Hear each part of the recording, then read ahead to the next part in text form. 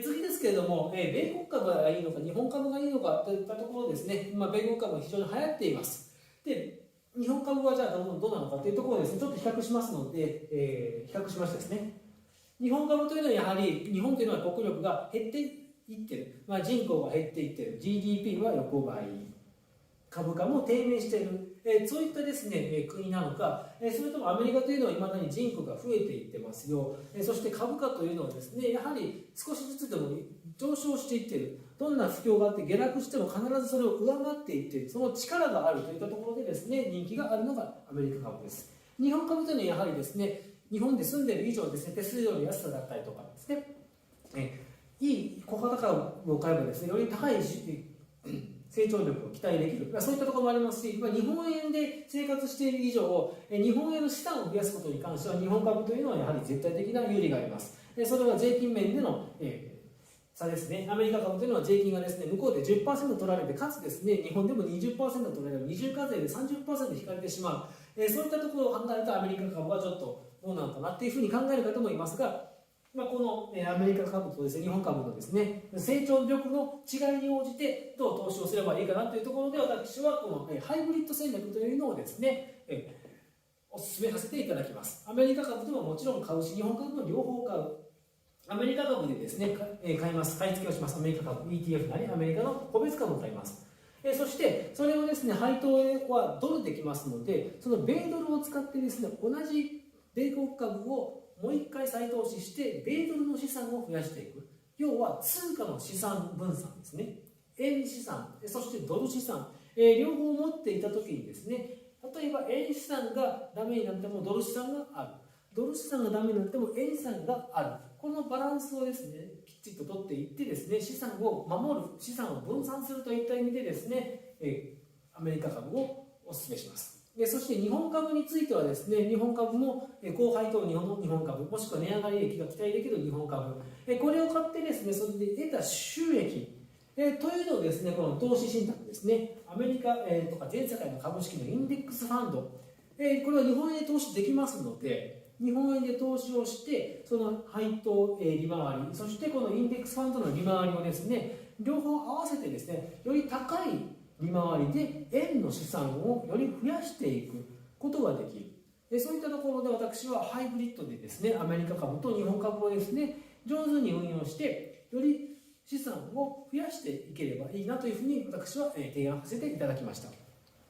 今回のおさらいですね、やっぱり重要なのは分散です。まとめないことです。一つにまとめてしまって、一つが被害を受けてしまうともう大変なことになってしまいます。もしかしたらあなたの資産がゼロになってしまうこともありますので、必ず資産は分散して投資をしましょう。個別株ですね、バイオーダーの投資になりますので、たくさん勉強しなければいけませんけれども、やっぱ会社のオーナーになることができる。そういったところでですね、富の源泉に近づくことができる。要は投資信託とか ETF みたいにですね、まるっと会社のオーナーになるわけではないので、そのいわゆる手数料というのはやはりかからないというところがですね、大きなメリットになります。あと配当を得たりとかしてですね、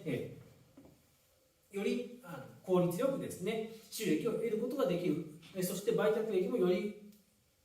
高くですね、売れればですね、高い収益によって返ってきますので、そういったところは個別株の魅力かなと思います。あとやっぱりですね、その会社を応援したい気持ちだったりとかですね、そういったところでですね、投資するのもいいかなと思いますが、必ず勉強はしてください。その会社が好きだからといってですね、投資をしてしまうで倒産してしまうと株価はゼロになってしまいますし、やはり長期で見て下落局面のところで株式を買ってしまうと高値掴みをしてしまって下落にして結局含み損を抱えてしまう、という私の実体験もありますので、そこはよく注意して、株を買うか買わないかを判断してください。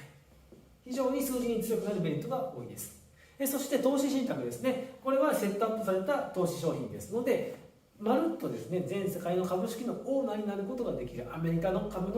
主になることができる、そういったところがですね、魅力ですし、少額から投資ができたりする。もうそれはですね、ちょっと初めてですね、投資をする皆様にとってですね、少しずつでいいからリスクというのを慣れていくっていうところの練習台として、私は投資信託というのがおすすめでございます。でこのデメリットもですね、やはりぼったくりに遭う可能性も高いので、やはり窓口で行って相談するのではなく、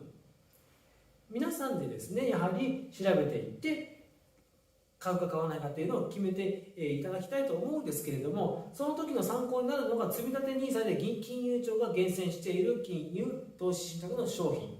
手数料が安いこと、そこを2点にですねにしてですね、投資信託を積み立てていただければなというふうに私は思います。次ですね、そして ETF、この投資信託の中にもですね、株式市場に上場している投資信託があるんです。で、それを上場投資信託といって ETF という名前なんですけども、株式みたいにですね、スピーディーにですね、この値動きがしますので、株式市場というのは、それに合わせて ETF を買っておけば、まるっとこのオーナーになることができたりする、そういったところのスピーディーさがですね ETF の魅力ですし、配当金も入ってくるので、より手数料が安いといったところでですね、今非常に人気のある分野だと思います。はい。で、アメリカと日本ですね、どちらがいいのかと言いますとですね、日本も日本の良さがある。ただし日本の良さというのは、日本という国はですね、やはり国力というのがどんどん下がっていっている国である。で、アメリカというのはやはり伸びていっている国。そういったところをですね、上手にメリットをですね、ハイブリッドさせてですね、皆さんの資産をですね、増やしていけるですね、一つの提案になればなと思いましてですね、このハイブリッド戦略ですね、これをですね、提案させていただきました。